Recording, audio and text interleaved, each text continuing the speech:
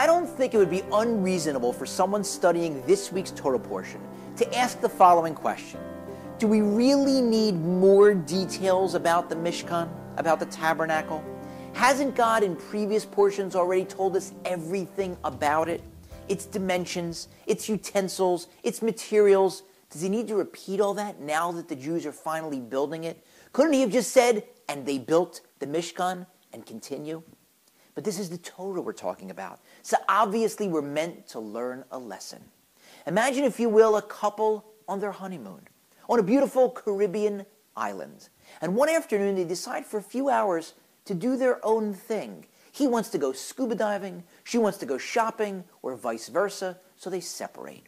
And one of them on the way runs into an old flame and decides to have a drink with that person. And one drink leads to 3 or 4 or 7, and the next thing you know, it leads to an adulterous affair. And the other spouse comes back and finds out. Do you think any amount of couples therapy and apologies would be able to bring that couple back, to enable them to rekindle the same level of relationship with the same level of intensity that they had before? Highly improbable. The Jewish people, when they stood at the base of Mount Sinai to receive the Torah from God himself, were on a honeymoon with God. But then, 40 days later, at the sin of the golden calf, they strayed. And one would think they'd never be able to rekindle their relationship with God, to bring back that same level of intensity. But they repented sincerely, and God forgave them.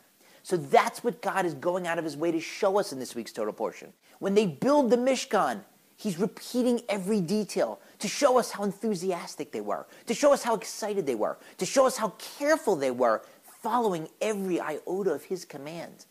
They had regained their same level of relationship. And in fact, they got even closer. The very last passage in this week's portion, which closes out the book of Exodus, tells us that the cloud of God's glory and the fire of God stood on top of the tabernacle, on top of the Mishkan, and it was visible to every member of the Jews, man, woman, and child, which wasn't previously the case.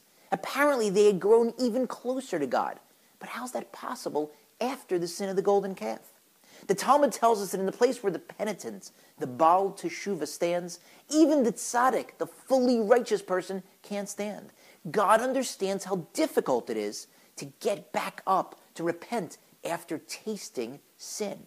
That little voice in your head, the evil inclination, the Yetzer Hara, will whisper to you to stay down on the floor, stay down on the mat. It's more comfortable there. For crying out loud, people will tell you to stay down on the floor. He's defenseless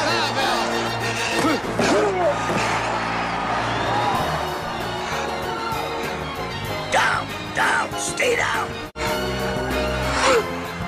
It's your job to get back up. 5, 6, 7, 8, 9. It's your job to fight back.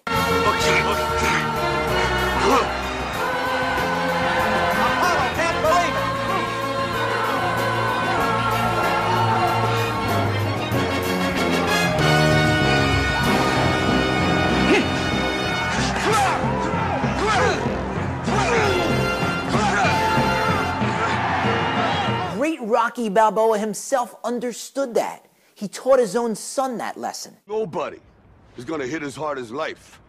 But it ain't about how hard you hit. It's about how hard you can get hit and keep moving forward. How much you can take and keep moving forward. That's how winning is done. That's how winning is done.